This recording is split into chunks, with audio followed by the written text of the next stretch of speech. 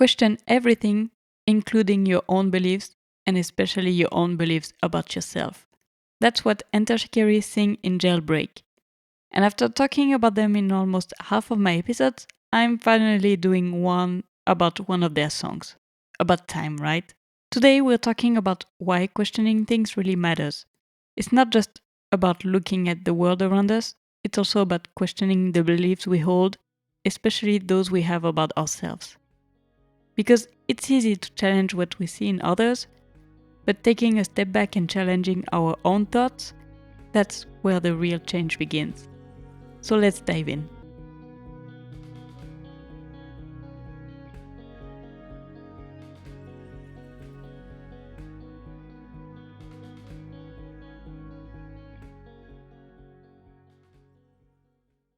Have I ever told you how much I love Enter Shikari? Yes, I have at least 37 times. It's one of the first bands of this genre that I listened to, and I feel a bit like I grew up with them. As I evolved, they did too, and they keep getting better and better. That is actually a good transition to today's topic, questioning everything. What does that mean? It's not about refuting everything you hear. Saying that, do I think about boomers who just refuse everything new because it's not like it used to be when they were younger? Yes. And they actually don't question anything by doing that.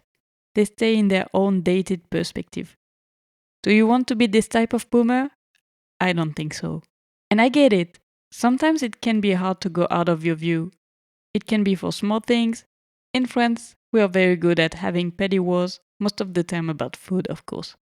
For example, some don't want to eat anything if it's made with unsalted butter because they believe in salted butter supremacy. This is the hill some people will die on, this level of petty. But then, when we are talking about bigger things, things that shape our values, our beliefs, and our worldview, it's not so petty anymore. In a world where fake news spreads faster than the truth, questioning what we think we know has never been more crucial. It's easy to fall into the trap of believing something just because it fits with what we already believe or because it feels comforting. But that's dangerous, because when we only accept ideas that reinforce our values and ignore the rest, we stop growing. We stop questioning ourselves, our own beliefs. This isn't about being skeptical of everything or distrusting the world. It's about being informed. It's about understanding why we believe what we believe and recognizing that the truth isn't always black and white. Social media, especially Instagram, feeds me exactly what I want to see, what I already agree with. And the algorithm is clever, right? I am constantly surrounded by information that aligns with my perspective. So naturally, it's easy to think, well, if I see this enough, it must be true. But then I think about the people who have the opposite algorithm, those whose feeds are flooded with ideas and opinions that completely contradict my own. And that's where the challenge comes in. If I don't even try to understand their perspective, if I don't question what they believe or where they're coming from, then I'm not really engaging in a conversation. I'm just living in my own echo chamber. And yes, sometimes it feels pointless to even try to understand the other side. We've all been there, right? But especially now, in the current political environment, we have to make an effort to bridge those divides. We may never fully agree on everything, but just because we don't see eye to eye doesn't mean we can have a meaningful dialogue. It's all about learning to communicate in a way that's respectful, that takes into account multiple perspectives. However, let's be clear, there are lines. There are things like intolerance, racism, misogyny, and hate that will never be acceptable. We can't allow these views to hold space in the conversation. They are not open for debate. But when it comes to questioning our own beliefs, when it comes to challenging what we think we know about ourselves and the world, that process makes us stronger, more informed, and better advocates for the values we hold dear. Because when we do question our own beliefs, when we take the time to truly understand where they come from, we become better equipped to defend them. Not just because we believe in them, but because we've taken the time to really understand why we believe them, and we're able to do so with confidence and clarity.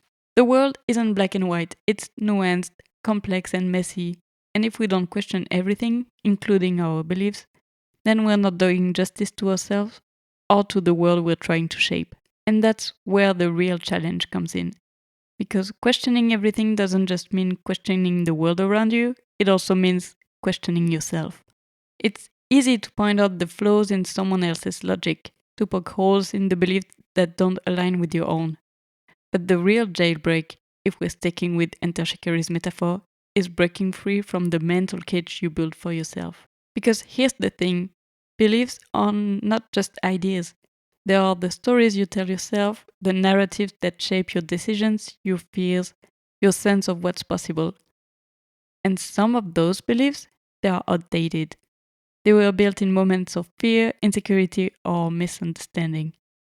But if you never question them, they become your reality. So, what happens when you hold your own beliefs up to the light? When you ask yourself, why do I think this? Where did this idea come from? And is it still serving me? Because at the end of the day, the person who shapes your reality the most is you.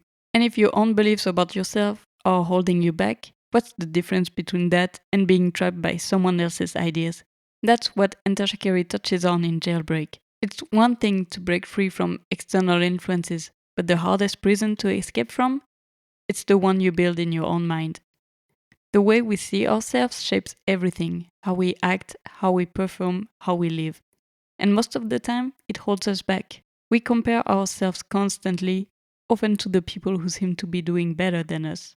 We see their achievements, their confidence, their skills, and suddenly everything we do feels small. And so we tell ourselves stories. I'm not good enough. I will never be as good as them. Why even try? So it's like Enter Shikari says, my mind is a prison cell. Because that's what these thoughts do. They trap us. We build our own walls, lock the doors, and then wonder why we feel stuck. And this is what Raw Reynolds, the vocalist, understood. That's why he didn't just write about being trapped. He wrote about breaking free. I won't be held captive by my own idea of who I am. And by the way, my therapist once told me something that completely changed how I think about this. He told me about the Gottman ratio, which is 5-1. It's used to measure healthy relationships. For every one negative interaction, there needs to be at least 5 positive ones to maintain balance. Because our brains, they are wired to focus on the negative. One bad thing sticks, while 5 good things barely register. And this doesn't just apply to relationships with others, it applies to how we talk to ourselves. So let's say you mess up something and immediately think, wow, I was so bad at that. If you were following the 5-1 rule, you would have to remind yourself of 5 positive things to counter that one negative thought. But how often do we do that? Probably never. We just sit with the negative, let it take over, and reinforce the belief that we're not good enough.